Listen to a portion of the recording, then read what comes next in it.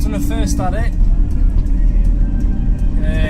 Mostly stemmed down to a few fuses that I didn't quite check properly, which is quite embarrassing really. But other than the fuse for the glow plugs, I think there was a solenoid fuse for the fuel pump cut off. Nothing. I mean, I burnt out a starter motor when I didn't have glow plugs. That was my own doing really. Can't really be helped. I think I had a dodgy ignition switch at some point, which that kept the glow plugs on longer than what they should have been. Just making them burn out, to be honest with you. Well, it wasn't burning out the glow plug, it was burning out the it's a little single blade fuse. And that's what was kept frying. Thank you. But other than that, nothing at all. I mean, it'll travel all day long at 65, 70 miles an hour. It would do more, but then the fuel consumption just goes down drastically. Well, I tend to just keep it 55, 60. Behind the first truck or first bus, I tend to sit behind it. Fuel consumption, a bit lower with the oil than what it is on diesel alone. Don't know the reasons why.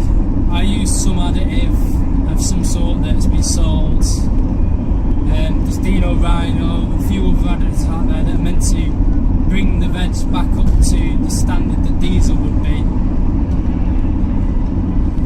Getting around 32 on a good run.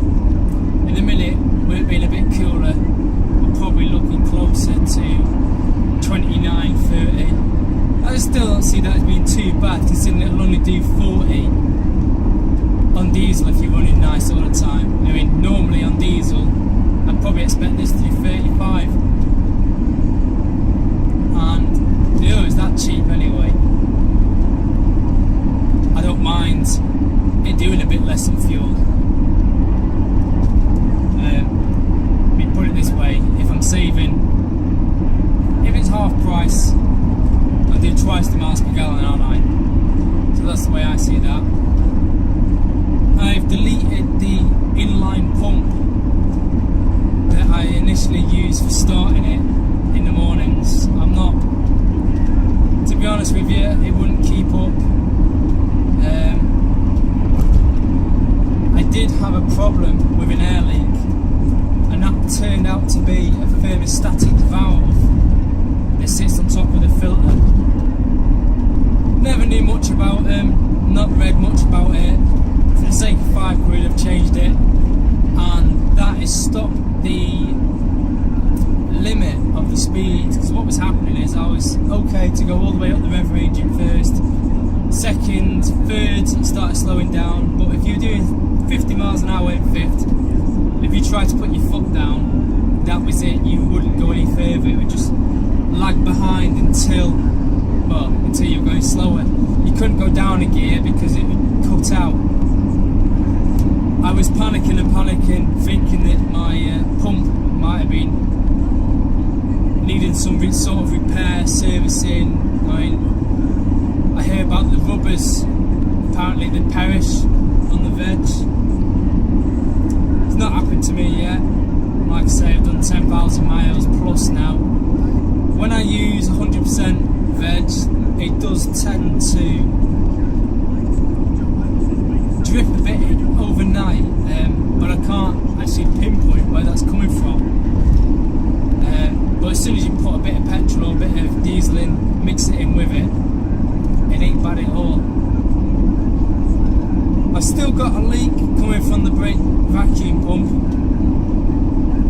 I did initially repair that. I bodged it together with a bit of Q-bond, but unfortunately it only lasted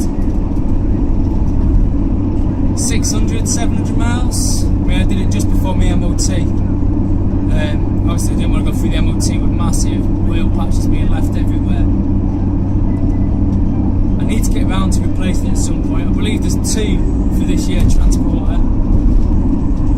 Fingers crossed it's the cheaper one out of the 2, because I've been looking, one comes in at around £70. There's another one that comes in at just under £100, and I know 20 quid neither here or there, but every penny helps. I've got a drive shaft that's knocking at the minute. I'm putting that down to some of the flood water that I might have drove through at a little bit quicker speed than probably was advisable, to be honest with you. Doesn't do it when I accelerate, doesn't do it at a brake. It only does it when I first start off and I'm doing a hard left or a hard right. Mostly right, to be honest with you. That is something that I am going to have to look at repairing as soon as I can, to be honest with you. I can't afford for my vehicle to be off the road for any amount of time. Like I say, it's my only car, van, whatever you call it. I use it for everything from going to the shops to going to work and family days out. Not sure on the prices yet. Hopefully I can get one that's been refurbished and that should be able to do me.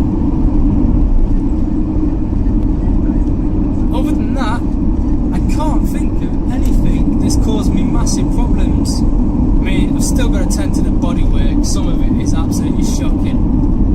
There's rust creeping up the door, it's all down the sides of the van, all on the sill, wheel arches at the back. Ideally I could do with cutting them out at some point. Might get around to it, might just leave it and just patch it up with something. But other than that, I'm laughing. I'm absolutely laughing. Fitted some new seats, the other ones were bucket seats out of an Opel Astra or I don't know, a Mantia or an old Nova. They look lovely. They weren't very comfortable though. You hurt your back on the long run. Not very practical. These ones from a Rover MG. I think a lot of the lads go for them. They're flat at the bottom, easy enough to weld on, no massive problems. I wasn't too bothered about heated seats or armrest or swivel seats at the minute. I just needed something that was cheap and comfortable. The van's lifted now instead of being lowered. It makes for a much nicer drive on some of the urban roads that I use. All-terrain tyres rather than low-profile tyres. Once again, that's something that helps with the comfort of driving down some of these harsher roads. Got roof bars on it now. Yellow headlights. I've ratted up the bonnet, regretting that slightly now. Might have to get myself on the forums and see if there's any that come up cheap.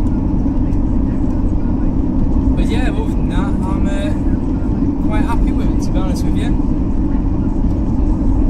But like I said, this was just a quick video. I'm probably going to edit some of this out. I'm talking a lot of nonsense, to be honest with you. And hopefully it will do another 10,000, 20, 30 or 40,000 miles on this veg oil. Alright guys, keep up to date with me. If you do like the nonsense that I talk, subscribe. If you don't, you don't. I couldn't give 2 fucks in all honesty. It's entirely up to you. But I will be doing some more updates as the weather gets better.